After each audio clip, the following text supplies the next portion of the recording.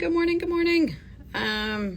Figured I'd pop on just a minute or two early just to give people a chance to stream in. I'm in my office today, so trying a different location. We'll see if this one, as far as lighting, works a little bit better. Good morning. Hi, how are you? It's good to see you. All right, we'll give people a second just to come in. Good morning. All right, again, managing tech. So again, grace, right, as I kind of do this thing. So it just takes me some time. So be patient with me. I'll give people a couple more minutes. For those that are joining, thank you for coming in. Let me know where you're from, or folks here local, elsewhere, just pop in the chat. If you're here last week, again, my goal is to make this interactive. I'm not a preach at people kind of person, so hopefully we can create a little bit of community and have people interact. And again, if this isn't the right forum, well, we'll figure that out too. But I hope everybody's doing well wherever they are in the country. Portland, love it. Yes, neighbors, love it, love it, love it. So we had a little bit of respite from our normal rain, and it's been cold. So yesterday was a beautiful day. It was nice to not have the cold weather and not have the rain. So that was a beautiful day yesterday. All right. Maybe I'll get started. Hopefully some other folks will join us. Speaking of yesterday, I wanted to just take a minute and exercise a little gratitude. Times in our life, especially right now when we're going through this major transition, it can seem overwhelming. It can seem like, what is happening? At least that's how I feel sometimes. So I try to remind myself to exercise a little bit of gratitude, right? Think about, what am I grateful for? What's going well? What do I feel blessed about? So I would encourage everybody to just take a moment and, what are we grateful for? What's going well? What can we celebrate together? I'll start. I know for me, yesterday was, again, it felt so good to not have rain and have a little bit warmer weather, and I was able to get outside and run outside, and that's my happy place. Allows me to clear my thoughts. Sort of fills me with natural endorphins. It just really helps me sort of maintain my mental health. So that's my gratitude. I was grateful for the weather yesterday. So if anybody wants to share their gratitude, please do so. Otherwise, think about what you're grateful for. It's a practice I try to do. It's harder when I'm feeling overwhelmed. But I try to practice a little bit of gratitude because it helps me just to not get overwhelmed by all the craziness that is going on in our world and sometimes in my life. So one thing I wanted to do also from last week, we spent a little time. So maybe give me a minute. Let me just go back. For those that don't know me, I'm Dr. Dunbar. My first name is Siata. I'm a family medicine physician. I also am board certified in sports medicine as well as lifestyle medicine.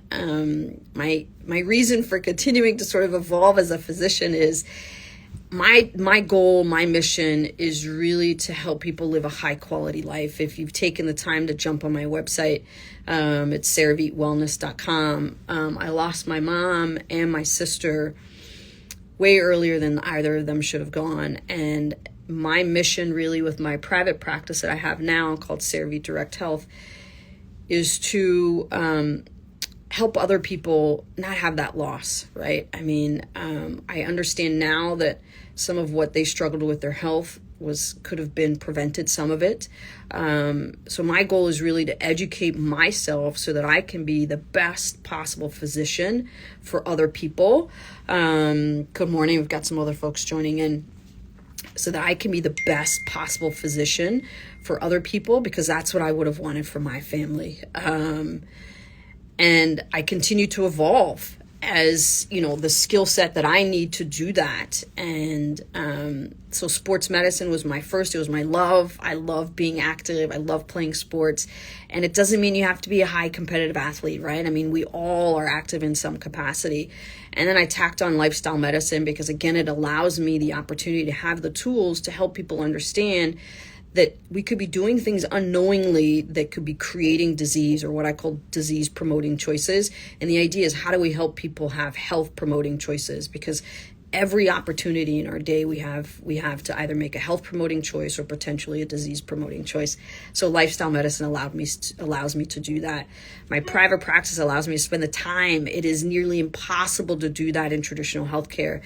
15 minutes every 6 months, you can't create a trusting relationship, right? So my private practice allows me to do that. And now, again, going through menopause and perimenopause and doing this wild and crazy ride called menopausal transition, it's like, holy moly, I need to dig into this more. And it's wasn't part of my traditional, education process. Even OBGYNs, you would think every single person is versed in menopause, and it's not part of our normal education. So it requires us to go back, right, to school, so to speak.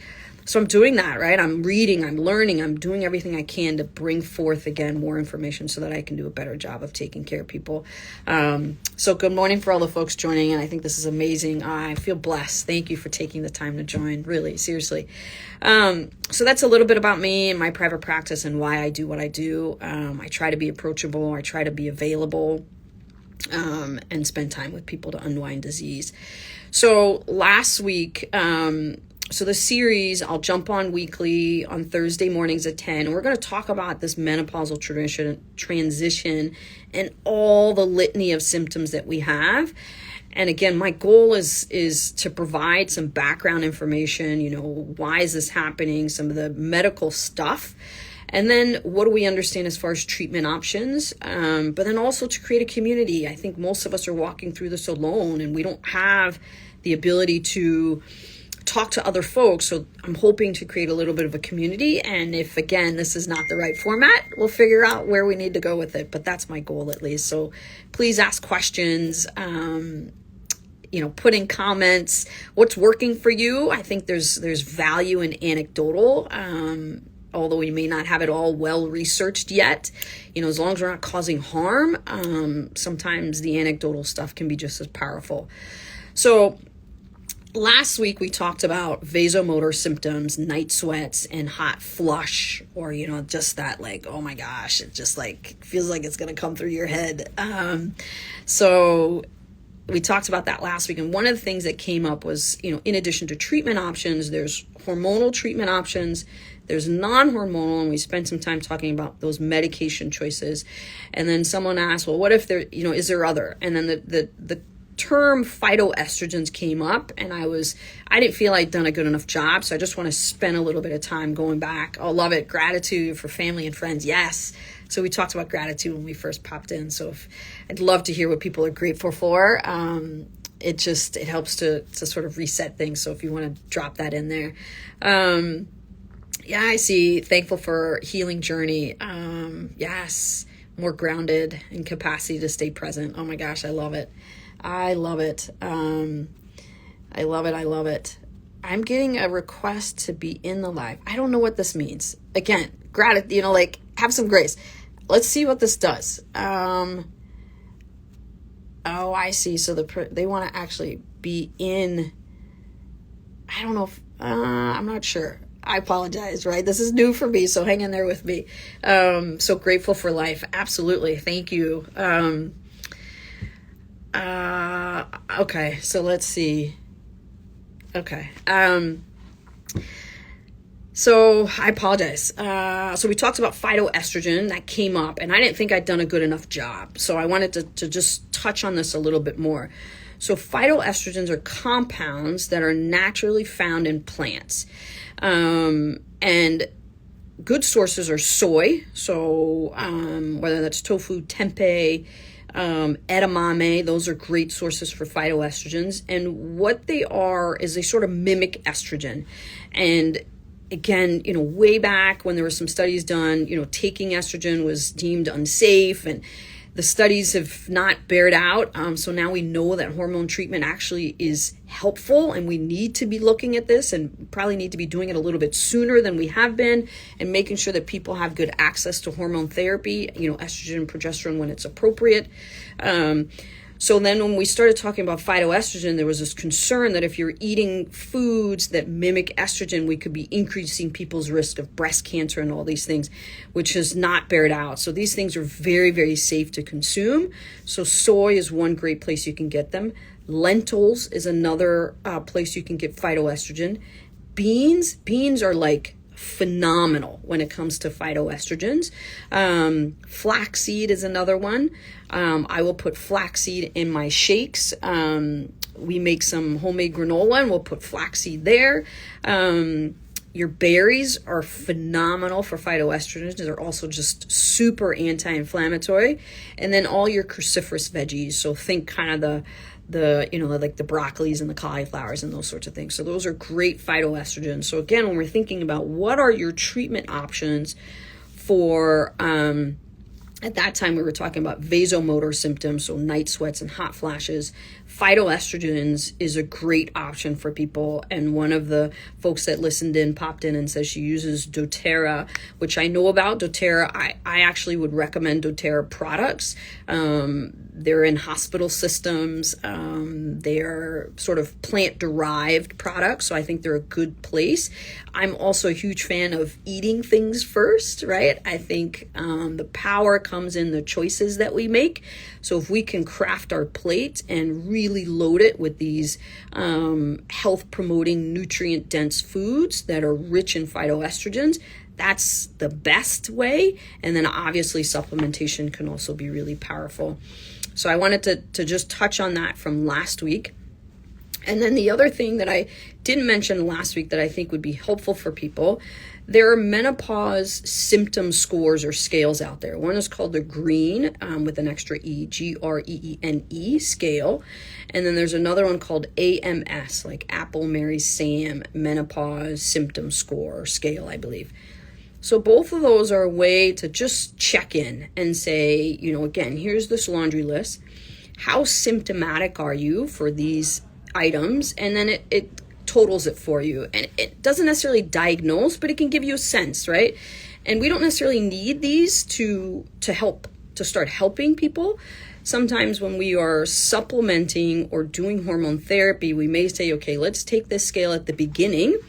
And then once we've been treating someone for X amount of time, we have them repeat to say, okay, are we truly improving your symptoms? So it can be used in that capacity as well.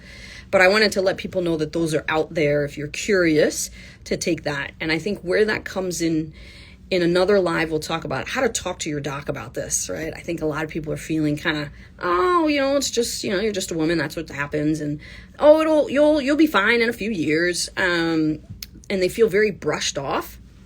So one of the things I want to do is come back and talk about how do you approach this topic with your physician or provider, and having that scale may be helpful. So those are two things that I wanted to talk about from last week. If there's any questions about one of those, either of those, pop those in. So today, I wanted to go through sleep. So menopause and sleep. And it sort of ties in with last week because of the night sweats, which can disrupt our sleep. So 40 to 60% of women will have some degree of sleep disturbance during this menopausal transition. And it's usually trouble staying asleep. So it's pretty prevalent. It happens to a lot of us. I'm certainly in that boat of having trouble staying asleep. Some also report just feeling really unrested, right? So you get up in the morning and just like, you just don't feel like you've got enough gas in the tank. Insomnia is a term used to describe kind of sleep difficulty. And we usually use it's a disorder if it's happening more than 3 times a week, and that could be falling asleep or staying asleep. And the reason, and I pause because I'm trying to figure out how to talk about it. This transition is so much more than just controlling symptoms, right? Because the symptoms have health consequences.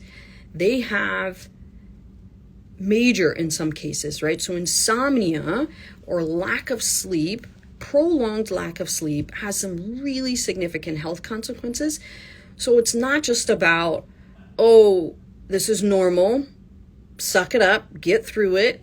You'll be done with it in a few years. It's about being proactive and treating these symptoms so that we do get restful sleep, because sleep deprivation has some downstream consequences that, in my mind, we have to address, because we are setting people up for having health complications, down the road. Yes, that's a good one, right? So somebody commented about the restroom. There's physiology behind that, right? There's something happening, again, sort of these vasomotor symptoms and insomnia are somewhat connected. So there's true physiology that's causing folks to wake up and go to the bathroom. So again, these are things to be talking about with your doc, because it matters. Sleep deprivation matters.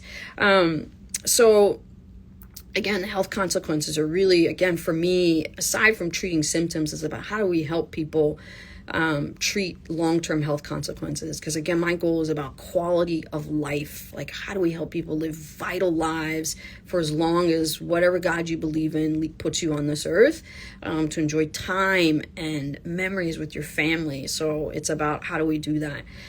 So just to talk a little bit about why do we have sleep disturbance, during this menopausal transition. So estrogen and progesterone, and there's some other hormones, we'll stick to these two for now, which are implicated, right, as we start to go through this menopausal transition. Those two hormones act on a particular part of your brain called the suprachiasmatic nucleus. That portion of your brain then comes down and talks to something called your pineal gland. Your pineal gland is the thing that secretes melatonin. And sleep, I love to talk about sleep, so I apologize if I drone on. And if I am, just put a thing in the chat, Dr. Dunbar, come back. Like, you're going too far into the weeds on us. But I love to talk about sleep. So melatonin, right, your pineal gland secretes melatonin. There's this beautiful thing that has to happen to get into sleep. Your melatonin needs to rise, and your cortisol needs to fall. So that has to happen in order to get you to go to sleep. And the beauty of sleep is it almost requires us to do things all through the day in order to maximize our sleep at night. I even, used to think, and I think our American culture is like this. Sleep is something I'll do when I'm dead. Oh, I'll get to that eventually. I got all these things I got to get done before I go to sleep. And I would say we need to flip that. We need to start to prioritize our sleep. I had to almost put it on my calendar and say, I want to go to bed at this time. And part of it was recognizing that whatever I was working on was just really not that serious. It can wait till tomorrow. And I really had to commit to, I've got to go to bed at this time based on what time I wanted to wake up. And then you back up from there. So in order to get that melatonin to rise, estrogen talks to that, nucleus that goes down to your pineal gland. Your pineal gland secretes melatonin. Good morning, folks are still streaming in. Thank you. So if estrogen and progesterone are not doing that talking up there, then it's not going down and talking to your pineal gland. You're not secreting enough melatonin. You're having a hard time getting to sleep. And if your cortisol is staying high, that's going to wake you up. You're going to wake up too early, right? You're not going to get all the way to sleep, or get restful sleep for sure. So there's this amazing, intricate, beautiful thing that happens. And we can come in and sort of, I call them gatekeepers of sleep, right? We have certain levers we can pull to say, okay, this is how I maximize my sleep, knowing that we've got this fluctuation in estrogen and progesterone. So then you couple that, if you're having night sweats, right? Again, that estrogen, the decline in estrogen, it's not there to be that sort of, thing to tell our vasomotor system, this is not a fire, it's just burnt toast. That was the analogy we talked about last time.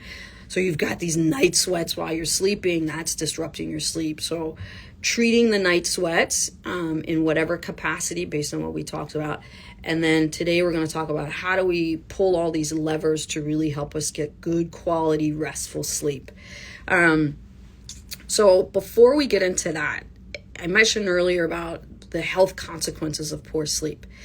So in our sleep, that's when our brain really does this sort of rinsing and detoxification. So if we're not getting good quality sleep, that sort of rinse and repair that the brain needs to do is not happening. So again, if we're talking about brain health, risk of dementia and Alzheimer's dementia, right, as we get later in our years, sleep is like vital. It is vital for brain health.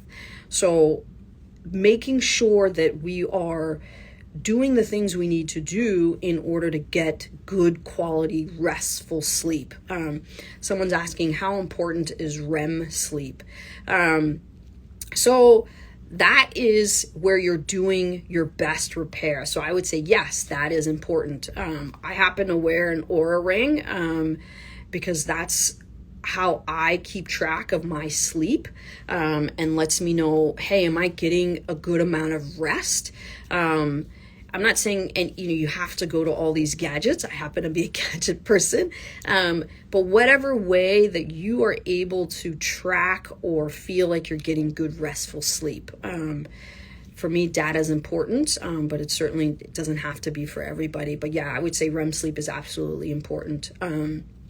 So getting that sleep, because that's where your brain is doing kind of that rinsing and that repairing. The other thing that happens in your sleep, that's where you sort of imprint your memory, right? So that's when you start to actually sort of solidify things into memory. So again, brain health long-term, cognitive function as we age is vitally important because of sleep.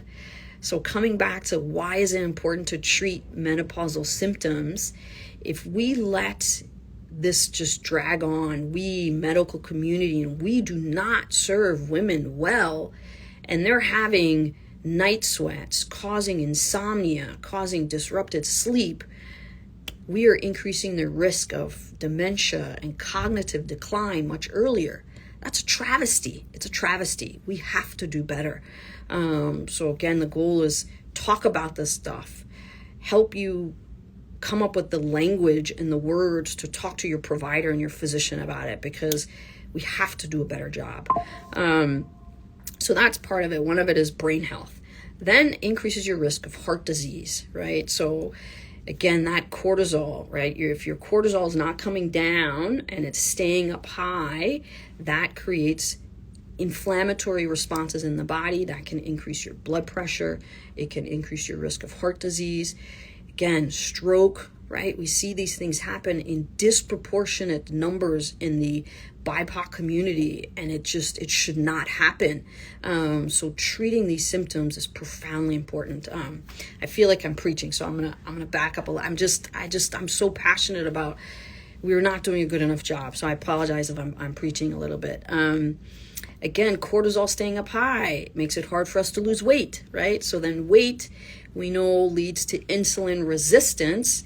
We'll get into that a little bit more later, right? That insulin resistance puts us at risk for type 2 diabetes as we hit our sort of this menopausal transition, puts us at risk for then progressing to pre-diabetes, and then progressing to type 2 diabetes. So all of this stuff is so interconnected. So super, super important to treat insomnia and sleep disturbance because of the long-term complications of that. The other thing, again, why it's important to have these conversations, to make sure we're not missing underlying things, right? We talked a little bit about that when we did night sweats too. Is it thyroid disease that's causing your hot flashes and night sweats? Is it cancer, God forbid? Are there endocrine things going on? So in this case, sleep disturbance, do you have sleep apnea? So those are things that we need to make sure we're ruling out and you're talking to your doc about. Because again, untreated sleep apnea, same thing, increases your blood pressure, which can lead to kidney disease and all of these other health complications. So super important to make sure you're plugged in with a doc that's testing you for these things and making sure there isn't some underlying disease process. I talked a lot. I don't want to talk so much. Are there any questions, anything that's come up for anybody? Things that you want me to address, things that have been like, ooh, hold on, what was that? Go back, anything? Don't be shy. I'm just flipping back to see if I missed anything. Just wait for a second or two. Okay. All right. So treatment. How do we help ourselves get good quality sleep? I was going to try to draw it here, and I'm just not that tech savvy yet, but on my YouTube channel, and I'll see if I can pull that video and post it here. It may be too long, so I'm not really sure if I can do that. But I go through how to draw your sleep clock. And this is what I do with my patients, right? If people are coming in and they're struggling with sleep, I just did this yesterday with somebody, really going through how do we draw our sleep clock, because it's about what we're doing all day long to help us fall asleep at night. So one of the big things is trying to get to bed at the same time every day, whether it's a weekday or weekend, depending on our work schedules, because consistency is super important. Our body has this normal circadian rhythm where it's like, oh, daytime, okay, this is when I sleep. This is daytime, right? It likes that pattern and that rhythm. So getting into a normal sleep cycle, whatever that happens to be for you, is super, super important. And I know it can be hard on the weekends, if assuming the weekend is your non-working day, because, we sleep in and all these other things. But if we can keep the same bedtime every single day, helps, again, for our body to get into this nice rhythm that, ooh, okay, I'm awake during this time, and then this is when I'm asleep. The sleep clock helps us start to tease out all these levers. So one big thing, there's this window of time before we go to sleep. I say it's about 2 to 3 hours. And there's really good things we can do in those 2 to 3 hours before we go to sleep. So the way I do the clock is, you say, okay, I want to wake up at X time. You back up 7 to 8 hours. That's when you need to be in bed. And then you back up another 3. So in that 3-hour window, that's where we want to dim the lights, right? Again, we want our pineal gland to start understanding, it's getting to be nighttime, it's getting to be sleep time, so it can increase your melatonin. So you want to turn the lights down in the house. You want to limit all the phone, the texting, the doom scrolling on, Instagram, Facebook, right? Turn the TV down, really start to bring down the sympathetic kind of load on the system, so that the pineal gland can start putting out some melatonin, which naturally will help you get to sleep. You want to limit anything sort of stimulating in that time. So we're talking alcohol, we're talking, any sort of, even some foods can kind of keep us awake depending on when we're eating. So any caffeine in that window, so that 3-hour window, we really want to take out anything that's stimulating. Put in its place a hot tea, chamomile, take a bath with magnesium or Epsom salt, which will give you natural magnesium. Do things that are going to bring, meditation, those sorts of things, and take out the stimulating things in those 3 hours. Then if you say 3 hours, now you're kind of during your day, right? So during your day, that's when you want to be, a couple things you want to do. You want to get daytime sunlight, get outside, exercise, go for a walk, do something. Again, you want to train your body. This is daytime. Getting outside and getting sunlight is a natural way to do that. So your body, again, starts to do this natural circadian rhythm. And then hydration is profound. If we are not well hydrated, then we can't cool our bodies when we sleep, and we need to do that to stay asleep. So if we're going to bed and we haven't had enough water to drink during the day, and again, I wouldn't do a ton of drinking in those 3 hours before, so it's the rest of the day you're doing all of your hydration, then you won't be able to cool your body, and you won't be able to fall asleep and stay asleep. Those are the big things that I would say. And again, if you want, you can go on YouTube and look at the sleep clock in more detail, but those are probably the heavy things. I didn't go into nutrition a ton, but if people have specific questions, we can do that. And then eliminating naps. So try not to sleep during the day. Think natural rhythm, right? You want to just get into a natural rhythm. So if you throw, a 2 or 3 hour nap in there in the middle of the day, your brain and your body's gonna be like, whoa, is it daytime? Is it nighttime? The really challenging things are people that do shift work and work at night. Oh man, that's a tough one because, whew, there was actually a podcast by a really good friend and a colleague of mine, Dr. Delapo in Atlanta, and she had a conversation with an OBGYN, and they talked about sleep. Absolutely fantastic. I will try to link that podcast. I'll put the the video or the recording of this on my Instagram, and I will put the link to that podcast. Fantastic. I would highly encourage you to take a look at that. Yeah, I got a comment here. I nap a lot. Yeah, this is where it's tough, right? Because you're probably napping because you're so dog tired. I would assume. So then the question is, how do we help you get you better sleep so that hopefully you don't have to nap? And that's where, again, having the time to sit and unwind. Walk me through your day. What are you doing during your day? What's your sleep routine like? Let's do that sleep clock together. Those are the things that, again, I feel blessed to be able to do in my private practice, because I guarantee you can't do it in traditional healthcare. You got 15 minutes with people. So that's why I do it. But to unwind that, if we can shift your sleep to night as opposed to during the day, that would be the best thing. Do you have sleep apnea? I don't know, right? These are things. This is why we've got to do this stuff. So, so eliminating naps, the sleep podcast I'll put on my in the comments. I would highly encourage people to take a look at that. He's an OBGYN. I think they talked about like reproductive health, right? Sleep actually affects that. I'm telling you, sleep is like, oh my gosh, when I think about lifestyle, sleep is probably the most important lever, and it is under-discussed and underutilized when it comes to health and creating health for people. Sleep is profound. The other thing, your bed should be saved for sleep and sex.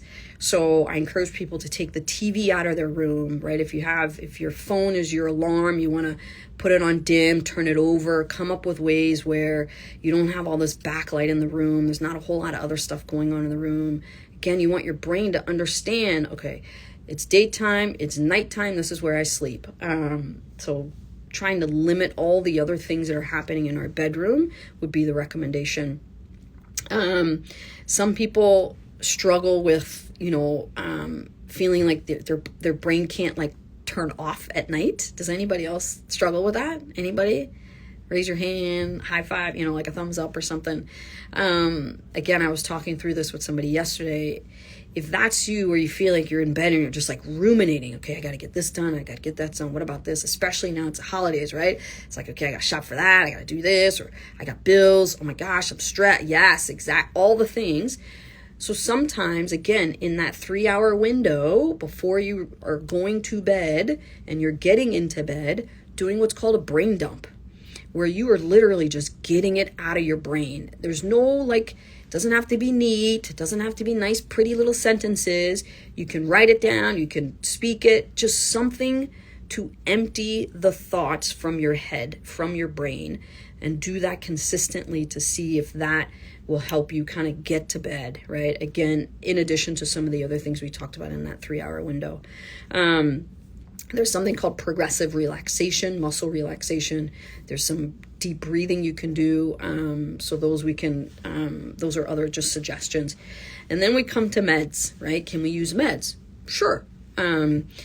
Melatonin can be used. It's over the counter. I would still talk to your physician about that. Make sure there's nothing coexisting with, that would be risky for some reason. So make sure you're talking to your physician. Magnesium glycinate can also be used to help with sleep, and be certain you're using magnesium glycinate, because if it's not and you're using another form of magnesium, that's basically bowel prep, and you'll find yourself with a lot of loose stool and diarrhea. So glycinate will cross the blood-brain barrier and can help kind of get us to sleep. Tart cherry juice is another one at nighttime that can help increase melatonin, so that can be helpful with sleep. And then obviously we have, all the sleep aids. There's medication. I'm not a huge fan of those, but again, if we're really struggling, and again, this is a huge health issue, and we've really maximized all the lifestyle. We've done our sleep clock. We are firing on all cylinders, and we are just stuck. Then a short-term, sleep aid can be helpful. If again, in chatting with your doc about that. And then if night sweats are what's keeping you awake, then treating those. And then we went through that last week, making sure you're getting care for that, whether that's a hormone option, medication that is non-hormonal, or again, really maximizing your intake of phytoestrogens to make sure you're treating those night sweats so that you can get really good sleep, because sleep is vital. It is vital. We have to, as a society, I would highly encourage people to start really prioritizing their sleep. So we've got, genitourinary symptom or syndrome in menopause is another one. That's a whole nother bucket of symptoms where it causes, frequent urination. It's almost like you feel like you have a UTI, right? Frequent urination. So sometimes treating, I keep doing this and it's like putting up thumbs up. I apologize. So treating those, right? So sometimes, and I'm jumping ahead, but a vaginal estrogen cream can be helpful for some of those bladder issues, to control that so that you can get good sleep. And again, please talk to your doc. I'm throwing out ideas, but really it's about a conversation, because I don't know your underlying health history and any other medical comorbidities, or are there other reasons for this? So please, chat with your physician about that. But sometimes adding a vaginal estrogen cream can be helpful, assuming your bladder issues are from, again, decline in estrogen, which changes the vaginal tissue, which changes the urethra and can predispose to having these urinary symptoms. So that may be an option for you. So we can help you get sleep. I love it though. Sleep. Yes. So keep having that conversation, right? Keep pressing the issue. Okay. That's all I had for today. Is there anything else? Any other questions? Was this helpful? I would love to know that. My goal is to be helpful. So please let me know if this was helpful. Some sort of comment. Let's see. Yes. So I'm getting a comment about, I think it's something about lights in the room. Yeah. The idea is you want your room to be dark and cool, basically, right? Dark and cool. Some people will do like a sound machine, or do meditation. That's all fine, as long as there's no backlighting to it. But yeah, you want the room to be dark and cool. Yep. That's the idea. Oh, awesome. Thank you for that feedback. I appreciate you guys. Thank you. Awesome. Please come back next week. Don't be shy. Send me questions, later. I'll post the link to the podcast on sleep. You can go to my YouTube and watch the sleep clock. If I can figure out the tech to move it here, I'll do that. But, and then the one thing I did want to do, I'll try to put the 2 menopause symptom score scale.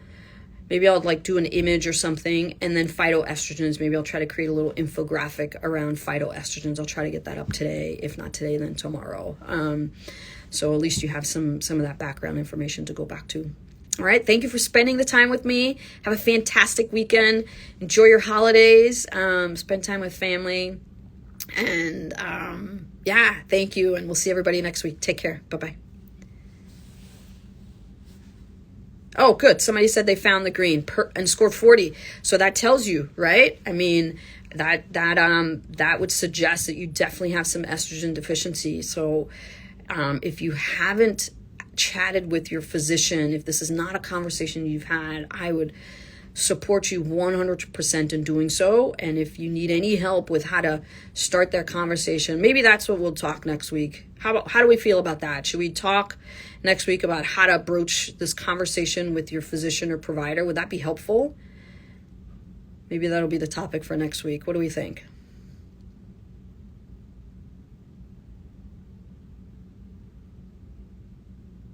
Thumbs up or just something to let me know. If I don't hear otherwise, maybe that's what I'll plan for, because it sounds like that may be the best natural spot. Might be jumping around a bit, but maybe that would be helpful for people. Okay, thumbs up. Okay, so I'll plan for that, how to have the conversation, because it sounds like people are symptomatic and whether they're getting the care they need. I'd love to be able to support people in how to start having those conversations. So that's what I'll plan for next week. Okay. All right. Take care, everybody. Thank you again. Have a blessed day. Bye-bye.